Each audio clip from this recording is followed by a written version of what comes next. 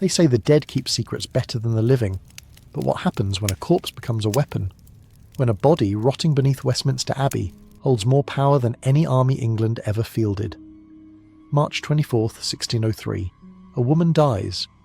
But here's what they don't tell you in history class. She didn't die alone in some peaceful royal bed, slipping away with prayers on her lips. She died standing up, refusing to lie down for weeks, her eyes open, staring at shadows only she could see. Her ladies whispering that the Queen had finally gone mad. Elizabeth Tudor, the Virgin Queen, the woman who stared down the Spanish Armada and won, the monarch who turned a bankrupt island into an empire. Dead at 69, and immediately before her body was even cold, the lying began. This isn't the story you know. This is the story they buried. The one that's been locked in lead for 400 years because the truth would burn down everything the British monarchy built. Let's start with what actually happened in that room. Richmond Palace smelled like death weeks before Elizabeth died. Not the clean smell of illness, but something else. Something rotten. The servants scrubbed the floors with lavender and rosemary. They burned incense until the smoke made their eyes water. Nothing worked. The stench seeped from the Queen's chambers like a living thing. Inside, Elizabeth had become a ghost haunting her own body. Picture it.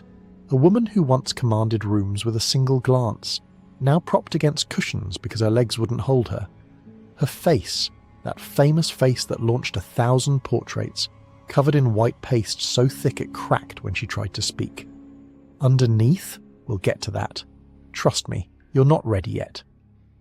Her chief lady, Catherine Howard, later told her sister in a letter that was quickly destroyed, "Her Majesty's mind has fled. She speaks to her father, dead these 50 years. She argues with ghosts. Last night she screamed that men in black were coming through the walls." The doctors stood useless in the corners. What could they do? They couldn't even examine her properly. You don't touch a queen. You don't undress her. You don't look beneath the layers of silk and jewels and lies. So they watched her die. Slowly. Horribly. Over weeks. But let's rewind. Because you can't understand the horror of her death without understanding the nightmare of her survival. 1536. A little girl, not yet 3 years old, watches her mother walk to a scaffold. Anne Boleyn, the woman who broke England from Rome, the woman Henry VIII destroyed when she failed to give him sons.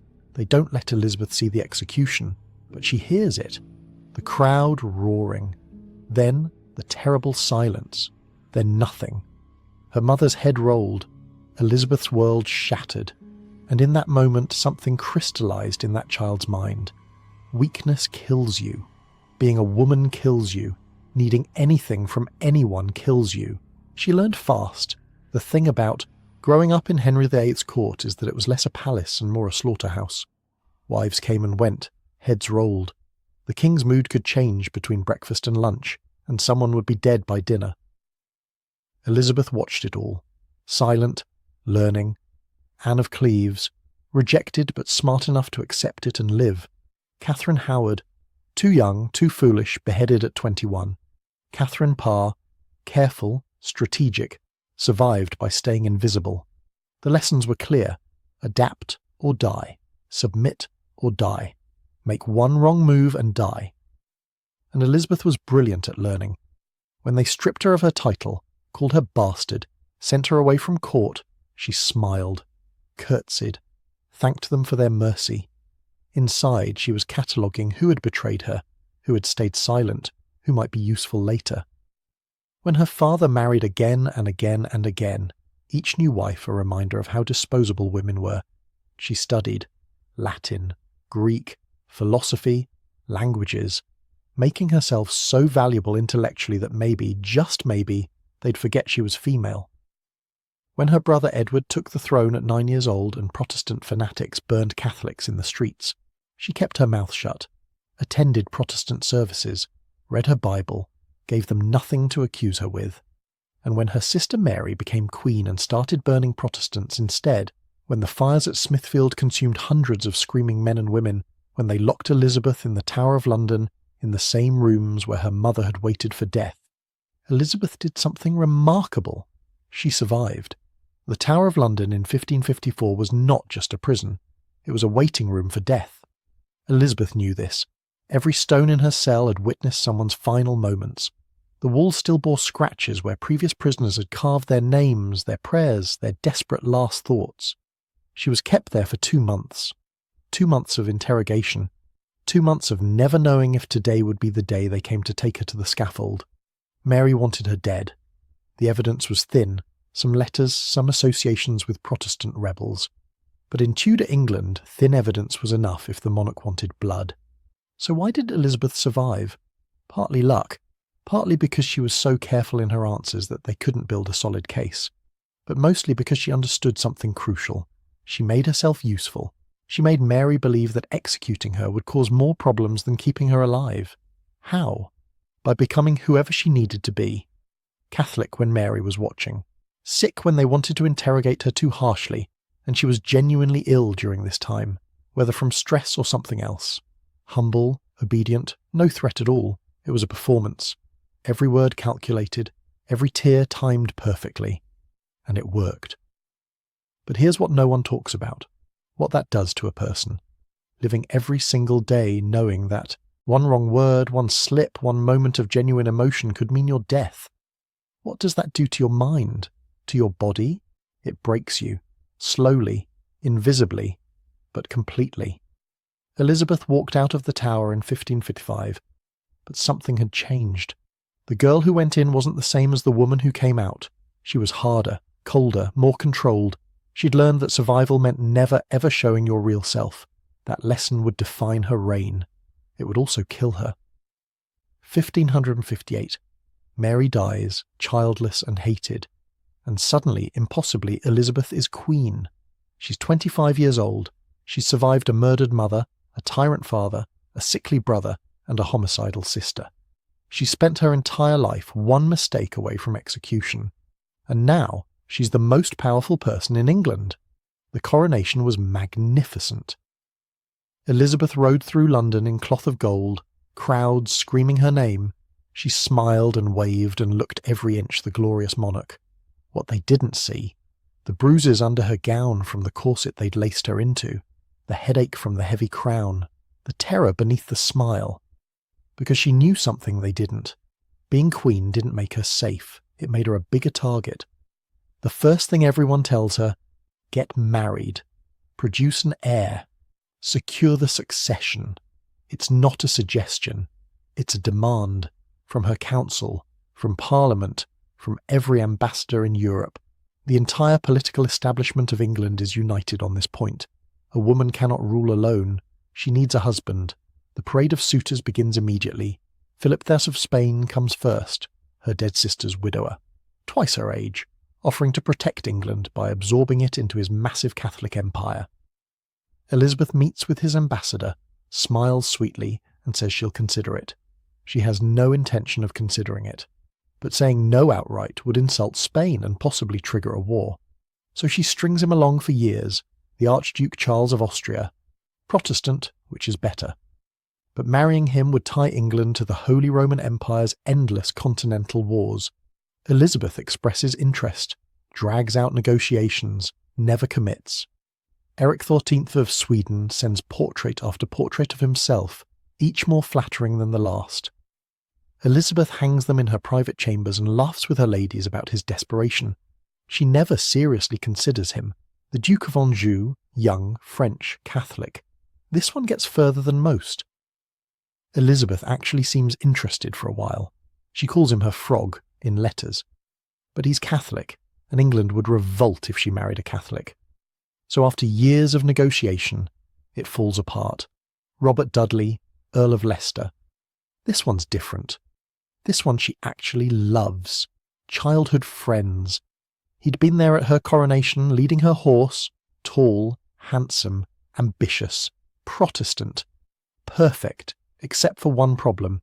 He was already married to Amy Robsart, and then in 1560, Amy Robsart died. Fell down the stairs at Cumnor Place and broke her neck. Suspicious. Incredibly. Rumours exploded immediately that Dudley had murdered her so he could marry Elizabeth. Some said Elizabeth herself had ordered it. The scandal was massive. Elizabeth wanted to marry him anyway. She was in love, probably the only time in her life she genuinely loved someone romantically. She could have done it. She was queen. She could have married whomever she wanted. But her advisors threatened to revolt. The scandal would destroy her. Foreign powers would use it as proof that England was ruled by a murderous whore. The legitimacy of her reign would crumble. So she didn't marry him, but she kept him close, made him an earl, gave him estates and titles and power, flirted with him in public, let everyone think they were lovers, which drove the ambassadors crazy trying to figure out what was actually happening. Were they sleeping together? Probably not. Elizabeth was too paranoid about pregnancy. One bastard child and her reign would be over, but emotionally, she was as close to Dudley as she ever was to anyone. And here's the interesting part. Years later, when Dudley was dying, he wrote her a letter. It was found among her private papers after her death, tied with a ribbon and marked in her handwriting. His last letter. In it, he mentioned the truth we alone know, the secret that bound us in sorrow rather than joy. What secret? The letter doesn't say. But combined with everything else, the refusal to marry anyone, the lack of children, the mysterious illnesses she suffered throughout her reign, a picture starts to form. What if Elizabeth couldn't have children? What if something was physically wrong with her reproductive system? What if the Virgin Queen wasn't making a choice at all, but hiding a medical reality that would have destroyed her legitimacy? The evidence is scattered but disturbing. Foreign ambassadors wrote detailed reports about Elizabeth's appearance. It was their job. Kings needed to know everything about potential marriage partners. Some noted her manly voice. Others mentioned her unusual height and strength for a woman. One Spanish envoy wrote that, "Her Majesty's form is not as other women's." He was recalled to Spain before he could elaborate. The Venetian ambassador reported that Elizabeth had a very loud voice and masculine manner of speaking. Another described her as having more the bearing of a soldier than a lady. These weren't insults. They were confused observations. Elizabeth didn't quite fit the expected template for a woman of her era. Then there are the medical incidents. In 1566, Elizabeth fell seriously ill. High fever, sweats, pain so severe she couldn't stand. She thought she was dying and nearly named Robert Dudley as Lord Protector. Her doctors were finally allowed to examine her, something they rarely got to do because touching the Queen's body was essentially forbidden. What they found was never officially recorded. But one physician, Dr. Hewick, emerged from her chambers looking, according to a courtier's diary, pale and troubled, as if he had seen something that shook him to his core. He refused to discuss what he'd seen, wouldn't even tell his colleagues. A year later, he was dead. The official cause was listed as sudden fever. Convenient. In 1568, there was another incident. Elizabeth collapsed during a council meeting. When her ladies got her to her chambers and loosened her clothing, one of them fainted. The others cleared the room immediately. No explanation was ever given. What did they see? Some modern medical historians have suggested Elizabeth may have had androgen insensitivity syndrome, a condition where someone has XY chromosomes but appears externally female because their body doesn't respond to testosterone. People with AIS are often taller than average, have a deeper voice, little body hair, and lack functional female reproductive organs. They appear completely female externally, but cannot menstruate or get pregnant. It would explain everything. The inability to marry, the lack of periods. Several sources hint that Elizabeth didn't have monthly cycles like other women, though they're always vague about it.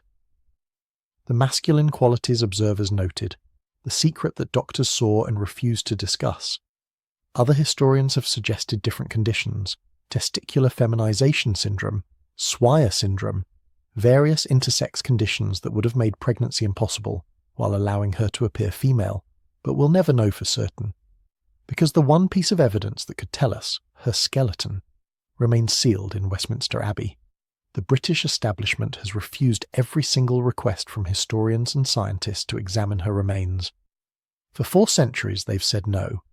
In 1952, during Elizabeth II's coronation, there was a movement among historians to finally examine Elizabeth II's remains. Denied. In 1975, when new non-invasive scanning technology became available, they asked again. Denied. In 2003, on the 400th anniversary of her death, a formal petition from multiple universities. Denied.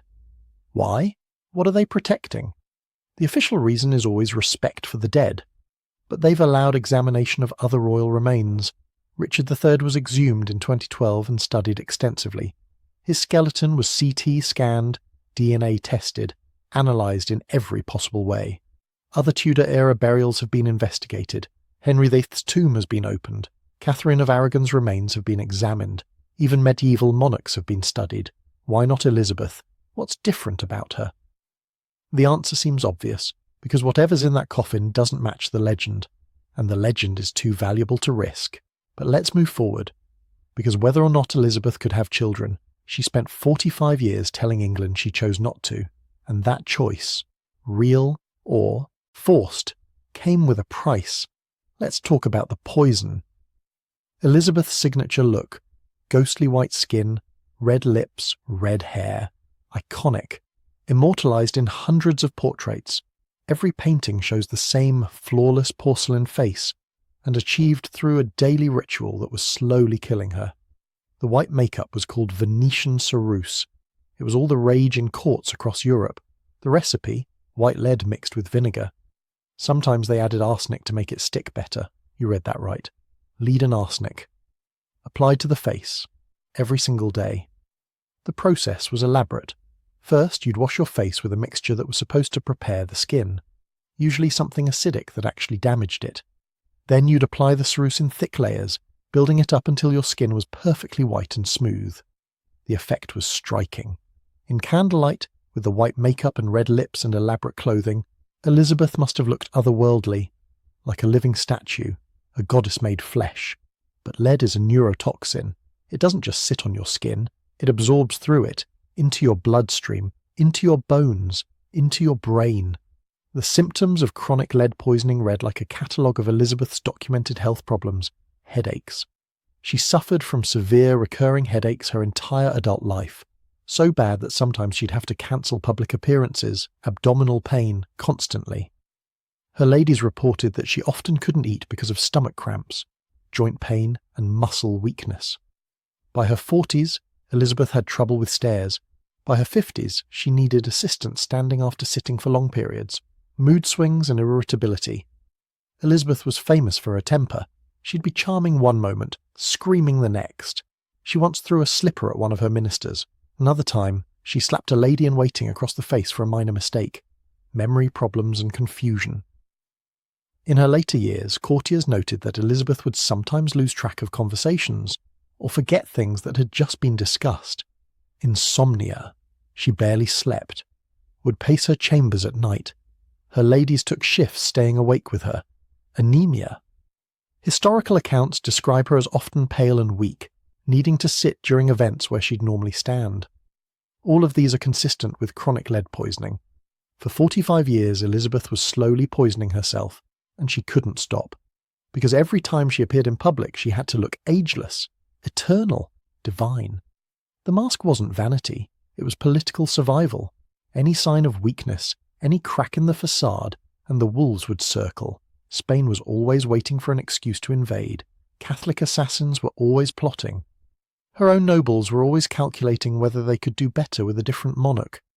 Elizabeth's power rested entirely on her image of invincibility, so every morning her ladies applied the poison.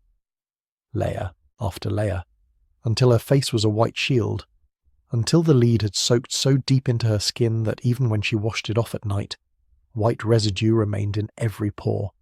And beneath the makeup, the damage accumulated year after year. By her 40s, her skin was dry and flaking. The lead was breaking down her skin's natural moisture barrier. Her ladies had to apply increasingly thick layers to cover the damage. By her 50s, she had open sores. Small ones at first, then larger. The lead was literally corroding her skin. They'd cover the sores with extra makeup, which made them worse, which required more makeup. A vicious cycle. By her 60s, according to one lady's secret testimony given years later, Elizabeth had patches of blackened flesh on her face and neck that wept yellow fluid and would not heal. Necrosis. Tissue death. From decades of lead exposure. But in public she was perfect. Glowing. Untouchable. The fairy queen. Gloriana. The portraits from her later reign are telling. They become increasingly stylized, increasingly unrealistic. The rainbow portrait from around 1600 shows Elizabeth as a young woman, though she was nearly 70, no wrinkles, perfect skin. It's not a portrait of a person, it's an icon, a symbol. Because the real Elizabeth, the woman beneath the paint, was falling apart. The corset was the other torture device. Elizabethan court fashion demanded a specific silhouette: tiny waist, flat chest, rigid triangular torso. To achieve this, women wore corsets reinforced with whalebone, wood or steel, laced so tight they could barely breathe. Elizabeth wore hers tighter than anyone. Had to. At state functions she needed to stand for hours without showing fatigue. The corset held her upright when her body wanted to collapse. It was a cage, a prison. Structural support for a building that was crumbling from the inside. A properly laced Elizabethan corset reduced your waist by 4 to 6 inches. Elizabeth's ladies reported lacing hers even tighter. 6 to 8 inches of compression, every day, for 45 years. What does that do to a body? Your ribs bend inward. Over time they deform permanently. Your lungs can't fully inflate. You're breathing shallow all the time, never getting quite enough air. Your liver gets compressed and displaced. Your intestines are squashed. Digestion becomes agonizing because there's nowhere for your stomach to expand. Standing or sitting, you're in constant discomfort. Lying down is the only relief, but even that's limited because your ribcage has been reshaped. Autopsy reports from other noble women of the era show the damage. Cracked ribs, indented livers, compressed lungs with reduced capacity, spinal deformities from the constant unnatural posture. Elizabeth's ladies reported that when they finally cut the corset off her corpse, her torso was covered in deep grooves, permanent indentations in her flesh, where the bones had pressed for 45 years. The grooves were so deep you could see the outline of the corset structure imprinted in her skin like a fossil. Imagine that. Imagine your clothing leaving permanent marks in your body. Imagine that level of constant pressure for 4 decades. But Elizabeth couldn't stop wearing it, because without it she'd look weak, soft, human, and she needed to look superhuman. Every public appearance was an endurance test, standing in the corset for hours, breathing shallow, in pain, smiling. And if she showed any discomfort, any weakness, it would be in every ambassador's report by nightfall. Spain would hear about it, France would hear about it, Rome would hear about it, and they'd all start calculating how much longer England's queen would last.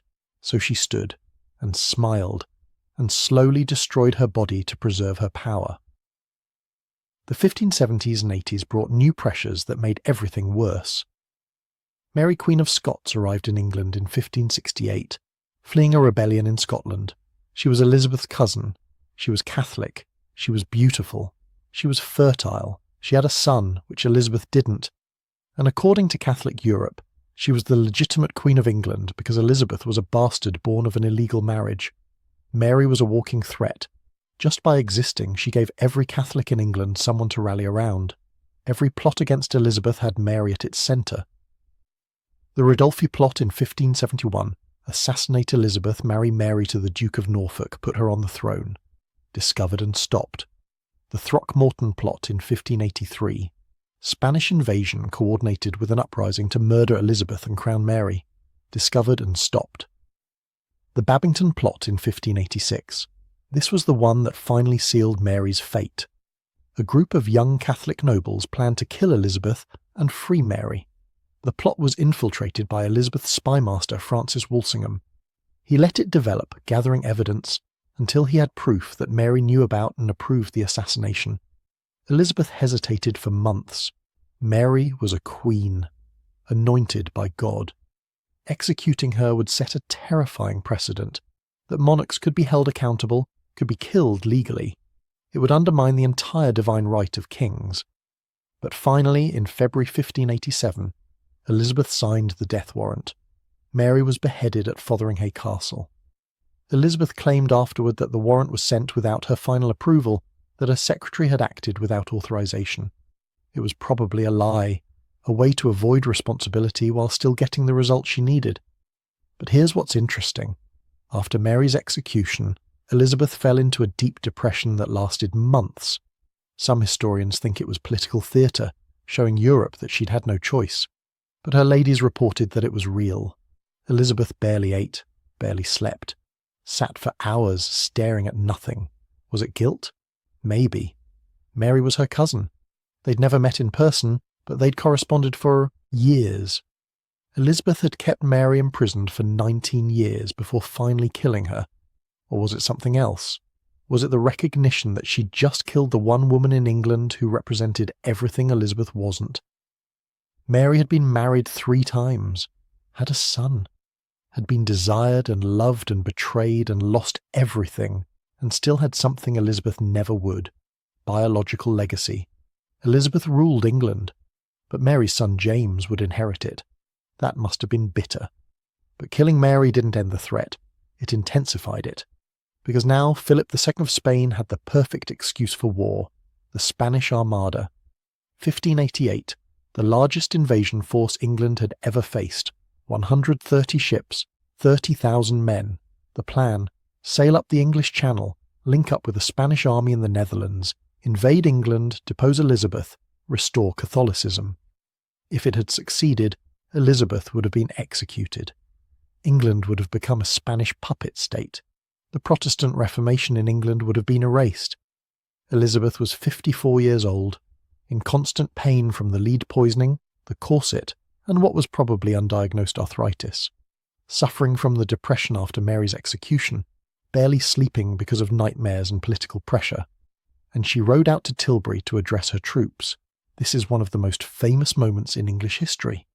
Elizabeth in armour, well, a ceremonial breastplate over her dress, on a white horse, surrounded by soldiers. The speech: "I know I have the body of a weak, feeble woman, but I have the heart and stomach of a king, and of a king of England too, and think foul scorn that Parma or Spain, or any prince of Europe should dare to invade the borders of my realm." It's magnificent. It's inspiring. It's been quoted for 400 years as an example of courage and leadership. What they don't tell you is what happened before and after. Before, Elizabeth was so weak from a recent illness, probably another flare-up of whatever chronic condition she was hiding, that she could barely mount her horse. Her ladies had to practically lift her into the saddle. They gave her wine mixed with something, possibly a stimulant, to keep her alert and upright during the review. She was magnificent. For 3 hours she was every inch the warrior queen, riding along the lines, making eye contact with soldiers, projecting strength and confidence and absolute certainty of victory. It was a performance, the greatest performance of her life, and it worked. The soldiers went from nervous to fanatical. They would have followed her into hell. After, she collapsed. Completely. Couldn't leave her chambers for a week. The pain was so severe she couldn't eat solid food. Her doctors whispered about internal bleeding but couldn't examine her to confirm. One of her ladies wrote in a private letter, "Her Majesty's triumph at Tilbury has cost her dearly. She suffers, greatly, though none are permitted to speak of it. I fear what this constant strain does to her body. But publicly, triumph. The Armada was destroyed, partly by English tactics, partly by Atlantic storms that scattered and sank the Spanish fleet. England celebrated. Elizabeth became Gloriana, the immortal queen, the Protestant champion, and in her private rooms she bled and suffered and put the mask back on. The 1590s were when everything started to unravel. Robert Dudley died in 1588, just weeks after the Armada. Fever and stomach illness, probably cancer. He was 55. Elizabeth had loved him for 30 years. She locked herself in her rooms and wouldn't come out, wouldn't eat, wouldn't see anyone. Her counsellors had to threaten to break down the door before she finally emerged. She wore his last letter in a pouch around her neck for the rest of her life, kept every gift he'd ever given her, forbid anyone from speaking ill of him in her presence. The grief was real. The only man she'd ever loved, gone, and she was utterly alone. She tried to fill the void with new favourites. Robert Devereux, Earl of Essex, Dudley's stepson, 20 years younger than Elizabeth. Handsome, charismatic, reckless. She adored him, gave him commands, forgave his mistakes, defended him against critics. It was almost motherly, the way she doted on him. And Essex took advantage. He was arrogant, convinced he was indispensable. When she sent him to Ireland to put down a rebellion, he failed miserably, made an unauthorised truce with the rebels, and rushed back to England without permission. He burst into Elizabeth's private chambers early one morning, unannounced, unauthorised. Elizabeth was still in her nightgown. Her wig was off. Her makeup was off. For the first time in decades, someone saw Elizabeth's real face. Essex froze. The accounts differ on exactly what he saw, but all agree he was shocked. He stammered an apology and backed out. Elizabeth never forgave him for that. Not for the political failures, for seeing her without the mask. In 1601, Essex tried to stage a coup, tried to march on the palace with armed supporters. It was pathetic. The coup fell apart immediately. But it was treason. Elizabeth signed his execution warrant. According to her ladies, she wept while signing it, but she signed it. Essex was beheaded on February 25th, 1601. He was 34 years old. After his execution, Elizabeth was never the same. The depression that had always stalked her finally caught up. She stopped caring about appearances, stopped eating properly, stopped sleeping. Her counsellors begged her to name an heir. She refused. Maybe out of superstition, naming an heir felt like inviting death. Maybe out of political calculation, the second she named an heir, that person would become the focus of every plot and scheme, and she'd become irrelevant. Or maybe she just didn't care anymore. The physical decay accelerated in her final years. By 1600, she'd lost most of her teeth. The lead and the sugar she consumed compulsively had rotted them away. Her breath smelled terrible. She stuffed her cheeks with cloth to maintain the shape of her face in public, which made speaking difficult and eating almost impossible. Her hair was gone, wiped out by the lead, the stress and age. She wore increasingly elaborate wigs, some piled 2 feet high, decorated with jewels and pearls and gold wire. They were so heavy they gave her headaches, but she needed them, needed the illusion of youth. Her hands shook constantly, tremors that made writing difficult, made holding things uncertain. Could be more lead poisoning, could be early Parkinson's, could just be accumulated damage from 70 years of stress and survival. Her eyesight was failing.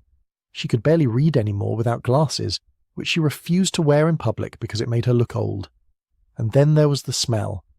Multiple sources from her final years mention it, always carefully, always euphemistically. The Queen requires much perfume in her chambers. Her Majesty's apartments must be well aired daily. But one lady-in-waiting's private letter written years after Elizabeth's death is more explicit. There was a corruption in Her Majesty's body that no perfume could disguise, a smell of sickness and decay that pervaded her rooms. We burned incense constantly, but it only masked the worst of it. What was causing it? A tumour, an abscess from the corset's constant pressure. An internal infection that her immune system couldn't fight off because of the lead poisoning? We don't know, but something inside Elizabeth Tudor was rotting while she still lived, and she knew it, had to know it, but she couldn't acknowledge it, couldn't seek proper medical care because that would mean admitting weakness. So she suffered in silence, the smell of her own decay following her through the palace. By late 1602, the courtiers could see the end coming.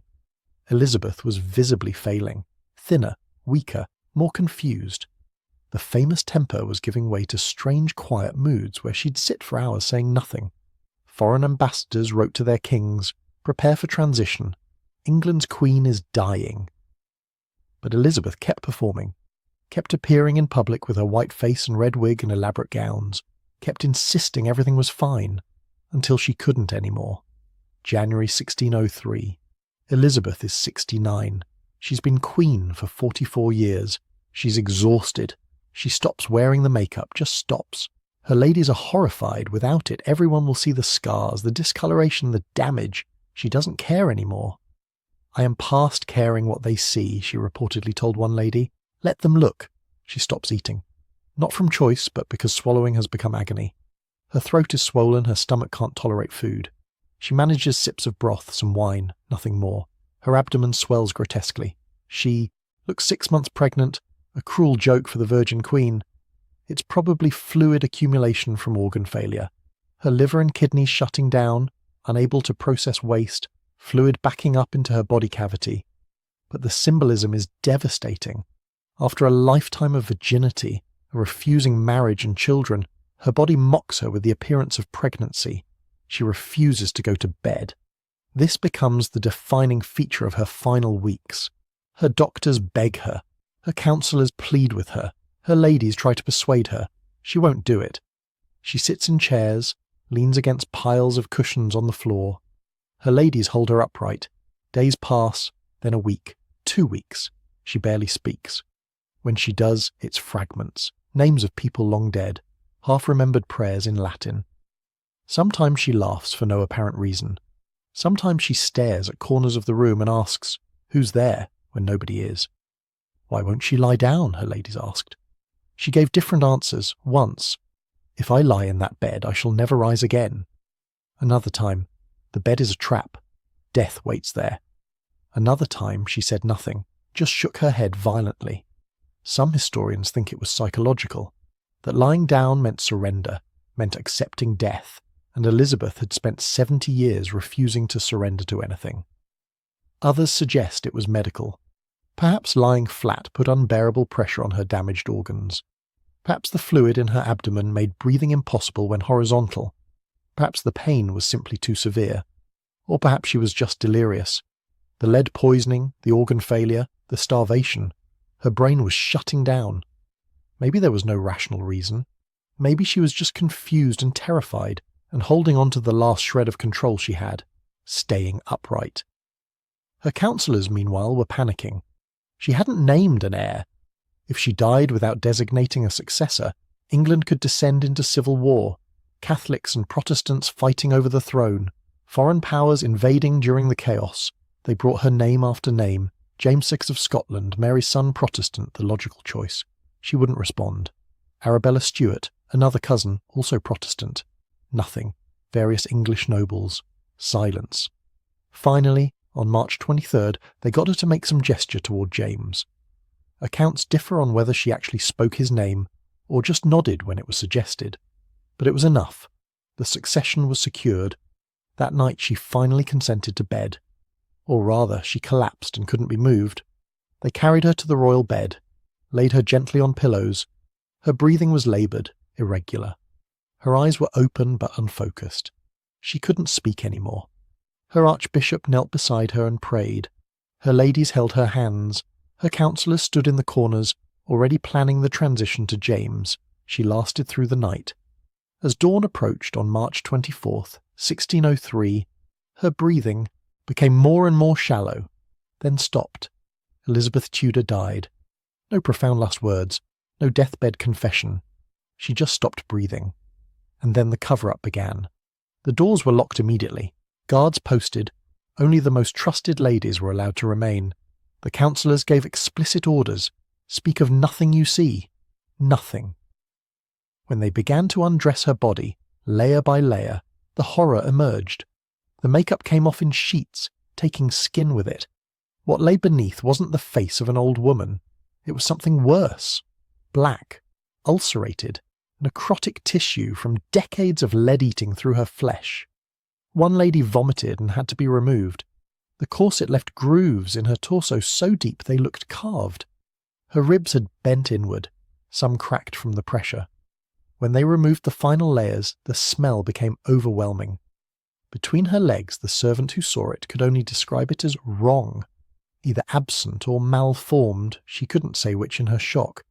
The abdomen was distended with fluid and a hard mass. Tumour, abscess.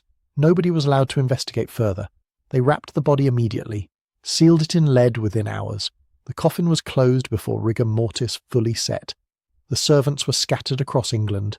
The doctors who'd attended her, 3 died within a year. The funeral was spectacular propaganda but rushed. They wanted that body underground before questions multiplied. James became king. The Tudor era ended, and the first thing he did was ensure Elizabeth's tomb stayed sealed forever. 400 years later, it remains locked. Every request to examine her remains has been denied. Other monarchs have been studied, but not her. Why? Because whatever's in that coffin would shatter the myth.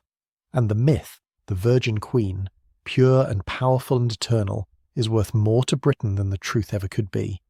Elizabeth ruled magnificently, but England killed her slowly, with poison and pressure and impossible expectations, and then buried the evidence. The real secret of Westminster Abbey isn't what's in the coffin, it's why we're still not allowed to look. Some truths are too dangerous, some lies too essential, some bodies must stay buried so empires can survive. The Virgin Queen is dead, but the lie that killed her lives on